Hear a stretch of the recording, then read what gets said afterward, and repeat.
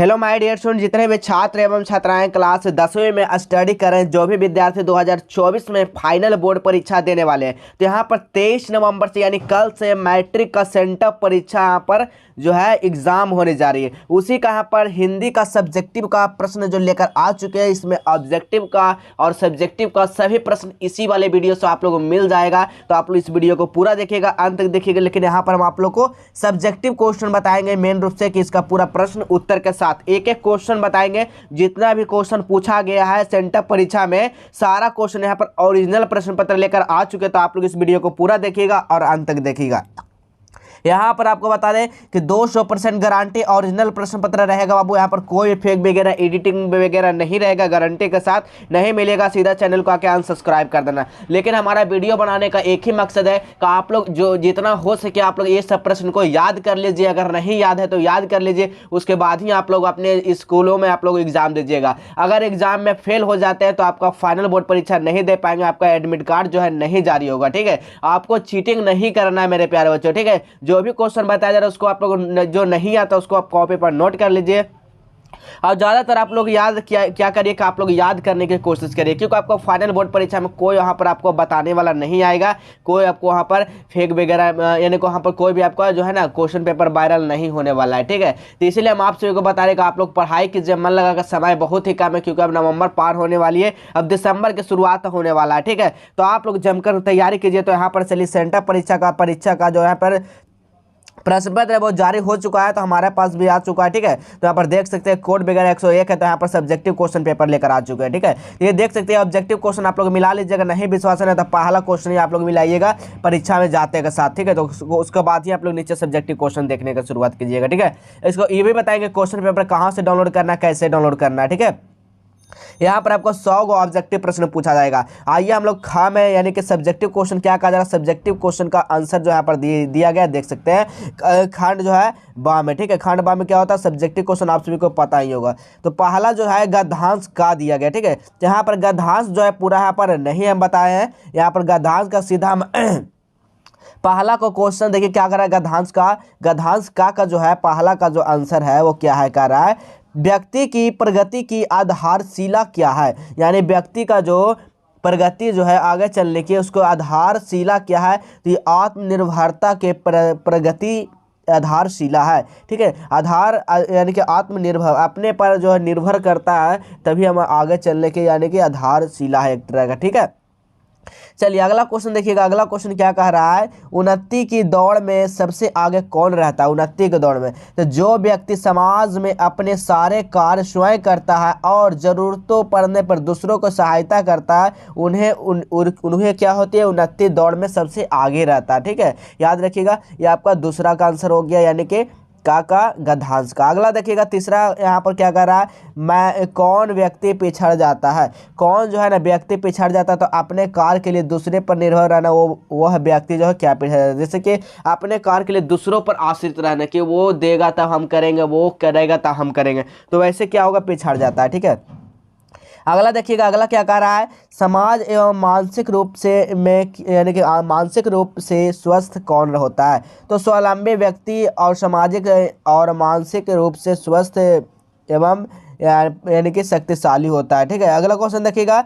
अगला क्वेश्चन क्या कहा जा रहा है अगला क्वेश्चन कर रहा है, उन्नति के शिखर पर कौन पहुंच जाता है। तो याद रखिएगा, आत्मनिर्भर व्यक्ति अपने जीवन में उन्नति के शिखर पर पहुंच जाता है। जिसके अपने पर आत्मनिर्भर है ना, वो उन्नति के शिखर पर 100% पहुंच जाएगा। ठीक है, अब यहाँ पर देख सकते हैं गद्यांश खा का आंसर दिया गया। दो गद्यांश का आपको उत्तर देना है पर, तो हम पहला का ही का और खा को ले लिए। ठीक है, यहाँ पर पहला ही का को खा, यहाँ पर खा देखिए गद्यांश दिया गया है। तो ये सब चीज़ को आप लोग जो है ना पढ़, गद्यांश एक ऐसा चीज़ है जिससे आप लोग 10 मार्क्स जो है ना अपने खुले दम आंख बंद करके ले सकते हैं, क्योंकि उसी को पढ़ना है फिर उसी में से आपका जवाब देना है। ठीक है, तो आप लोग तो इसको भी कर लीजिएगा। ठीक है, आपको भी इसको कर लीजिएगा गद्यांश को। अब चलते हैं सीधा अब देखिएगा, चलते हैं सीधा कहाँ, तीसरा पे। ठीक है, तीसरा नंबर में क्या कह रहा है, निम्नलिखित में से किसी एक विषय पर दिए गए संकेत बिंदुओं के आधार पर लगभग 250 से 300 शब्द पर क्या करना है, आप सभी को यहाँ पर निबंध लिखना है, जो कि यहाँ पर 10 मार्क्स एकदम बिल्कुल फ्री में आप लोग ले जाइएगा। यहाँ से 10 प्लस 10 कितना हो गया, 20 मार्क्स। अभी तो इतना वीडियो में आपको बता दिए 20 मार्क्स से आंसर फ्री आपको मिलने वाला है, ठीक है। अब यहाँ पर आइए क्या कहा जा रहा है। पहला जो है काम है समय का महत्व में क्या लिखना है, भूमिका इसका लिखना है। समय के सदुपयोग क्या होता है, समय के दुरुपयोग से हानि क्या होता है, इसका निष्कर्षण क्या निकलता है। और खा में क्या, खा में पूछा है छात्र के अनुशासन, तो हम लोग छात्र के अनुशासन पर ही हम लोग इसको लिखे पूरी तरह से। तो देखिएगा भूमिका में क्या लिखना है कि जीवन में आनंद पूर्वक जीने के लिए विद्या और अनुशासन दोनों आवश्यक, अनुशासन का एक प्रकार है, ठीक है। विद्या और जो अनुशासन जो है ना एक जीने का एक क्या है, एक प्रकार है, ठीक है। अपने दिनचर्या को, अपने बोल चाल को, अपने रहन सहन को, सोच विचार, समस्त व्यवहार स्थापित यानी कि स्थापित करना ही अनुशासन है, ठीक है। अपना बोल चाल को एवं रहन सहन सोच विचार को ही क्या कहेंगे हम लोग, अनुशासन। उसी व्यवहार को क्या कहेंगे, अनुशासन है, ठीक है हमारा। चलिए अगला देखिए यहाँ पर क्या कर रहा है, इसी में आपको लिखना है छात्र के जीवन के अनुशासन। तो अनुशासन का महत्व जो है ना सर्वत्र जीवन में एक कदम यानी कि कदम कदम अनुशासन का महत्व है। निरंकुश जीवन यानी कि स्वेच्छाचारित का शिकार होकर लक्ष्य से यानी कि लक्ष्य से भटक जाता है। विद्यार्थी जीवन में अनुशासन के विशेष महत्व है। जीवन में निर्माण काल होता है, ठीक है। इस काल में अनुशासन के महत्व यानी कि सबसे अधिक है, सर्वाधिक है। इस समय घर में माता पिता और बड़ों की बातों मानकर अनुशासित जीवन जीना चाहिए। विद्यालय में एक आदर्श विद्यार्थी कहलाने के लिए अनुशासन का पालन करना अनिवार्य है। वैसे विद्यार्थी यहाँ पर जो अनुशासन आदर्श विद्यार्थी करेंगे जो अनुशासन को पालन करता होगा, ठीक है। अब यहाँ पर देखिए इसके लिए विद्यालय के नियमों को अपने अध्यापक और प्रधानाचार्य आज्ञा पालन करना यानी अतः आवश्यक हो जाता है। इतना ही नहीं, विद्यालय संपत्ति को नुकसान न पहुँचाने तथा अपने आसपास की सफाई रखना और अनुशासन का अंग दुर्भाग्य अनुशासनहीनता पर उतार यानी कि अछावनीय है, ठीक है। अब यहाँ पर देखिए, अब यहाँ पर लिखना क्या आप सभी को, अनुशासनहीनता का दुष्प्रभाव। अब यहाँ पर अनुशासनहीनता करेंगे तो दुष्प्रभाव क्या पड़ेगा, तो यहाँ पर लिखना है अनुशासनहीनता का दुष्प्रभाव अलग अलग रूपों में नजर आता है। अनुशासनहीनता विद्यार्थी के ध्यान पढ़ाई में नहीं लगता है और वह पिछड़ जाता है, लक्ष्य भ्रष्ट हो जाता है। लक्ष्य भ्रष्ट होकर अपने माता पिता बच्चाओं को यानी कि तुषारापात करता है, ठीक है। इस तरह का यहाँ पर लिखा गया है। अब यहाँ पर देखिएगा उसी में अनुशासनहीन छात्र विद्यालय परिसर में अपने ताकत दिखाने के लिए छात्र के साथ मिलने का प्रयास करते हैं। अनुशासनहीनता रोकने का उपाय अब क्या है, तो अनुशासनहीनता रोकने का उपाय है आत्मा नुकसान में रहना। यदि व्यक्ति अपने शासन में रहता है तो यह समस्या नहीं आती है। अलावा छात्रों को नैतिक शिक्षा अवश्य जाननी चाहिए। छात्रों को मित्रवत व्यवहार करना चाहिए यानी अच्छा व्यवहार करना चाहिए। बातें को सुनकर समस्या का यानी कि निवारण करने का अनुशासनहीनता रोकी जा सकती है। अब इसका मेन रूप से उपहास क्या निकलता था, यहाँ पर लिखना क्या कि जीवन में सफलता पाने के लिए अनुशासन बहुत ही आवश्यक है। अगर सफलता पाना चाहते हैं मेरे प्यारे बच्चों तो आपको अनुशासन करना बहुत ही जरूरी है। अनुशासन हमें एक अच्छा मनुष्य बनाने का सहायता करता है, हमें अनुशासनबद्ध जीवन जीना सिखाता है, ठीक है। इस तरह का यहाँ पर लिख सकते हैं। तो ये सब प्रश्न को आपको जानना बेहद ही जरूरी है। अब यहाँ पर देखिए अगला देखिएगा, चौथा नंबर क्वेश्चन क्या कहा जा रहा है। चौथा नंबर क्वेश्चन कर रहा है,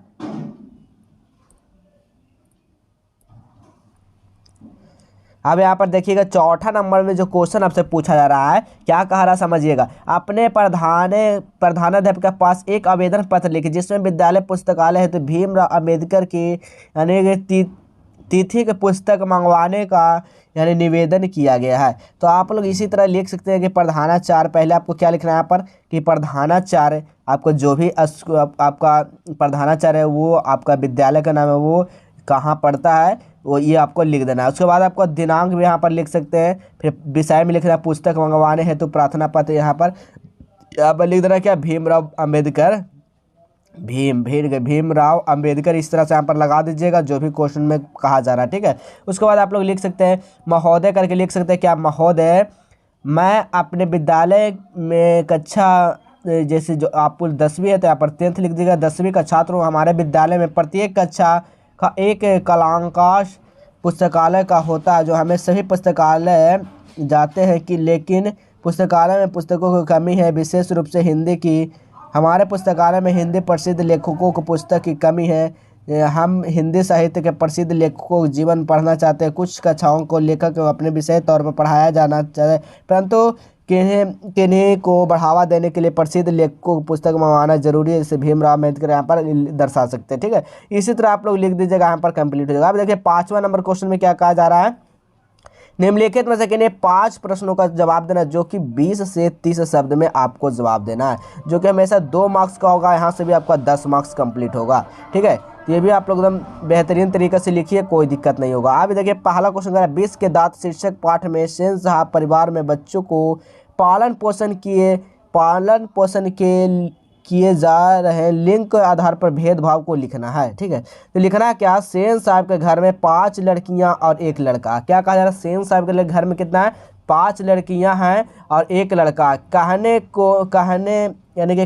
को सभी सेन साहब की संतान है, किंतु लड़कियां और लड़के रहन सहन, शिक्षा, लाड़ प्यार में लिंग जनित बहुत विषमताएं हैं। लड़कियों को अलग तालीम, शिक्षा, बोलने चलने सिखाया गया है, किंतु खोखा के लिए इन सब को कोई सीमा नहीं है।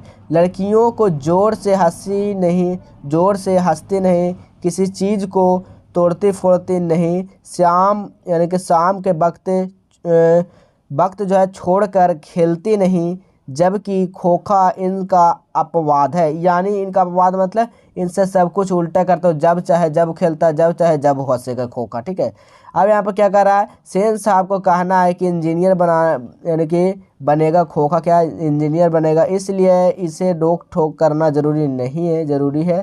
ठीक है, यहाँ पर इस तरह बच्चों को पालन पोषण में लिंग आधारित भेदभाव व्याप्त करता था। अब यहाँ पर दूसरा नंबर क्वेश्चन क्या कहा जा रहा है, भारत की ग्राम पंचायतों की किस अर्थ और किसके लिए लेखक मैक्स मुलर को महत्वपूर्ण बताया। अब यहाँ पर दूसरा का आंसर लिखना है। क्या लिखना है, तो यहाँ पर लिखना आप सभी को, अत्यंत सरल राजनीतिक इकाइयों को निर्माण और विकास के संबंध, प्राचीन युग के कानून, पुरातन के रूप में महत्व और विशिष्ट ज्ञान पालने वाले के लिए लेखक ग्राम पंचायत का महत्वपूर्ण बताया गया है। भारत की ग्राम पंचायतों को लेखक ने स्थानीय स्वशासन के अर्थ में लिया है। यह ऐसी प्राणी जिसमें ग्रामीण अपने शासन खुद करते हैं। क्या लग रहा है, जैसे शासन खुद करते हैं। अब यहाँ पर देखिए, लेखक गुणाकर मूल्य किन भारतीय लिपियों को देवनागरी को संबंध बताया। तीसरा का आंसर लिखना है, किसको संबंध बताया था, तो लेखक संस्कृत, प्राकृतिक, गुजराती, बंगाली तथा ब्राह्मी लिपियों देवनागरी को जो है संबंध बताया है, नागरी नंदी लिपि संबंध। ठीक है, इस तरह से यहाँ पर लिख सकते हैं। अगला क्वेश्चन देखिए, अगला क्वेश्चन क्या कर रहा है, संगीत भारती में बिरजू महाराज का दिनचर्या क्या थी, इसके बारे में लिखना है। इसका दिनचर्या क्या था, तो लिखना है, बिरजू महाराज का अवकाश दरियागंज में था। वहाँ से प्रतिदिन 5 या 9 नंबर की बस पकड़कर संगीत भारती जाना होता है। वह प्रदर्शन का अवसर पर कम मिल फिर भी हाजिर रहना पड़ता था। इस तरह का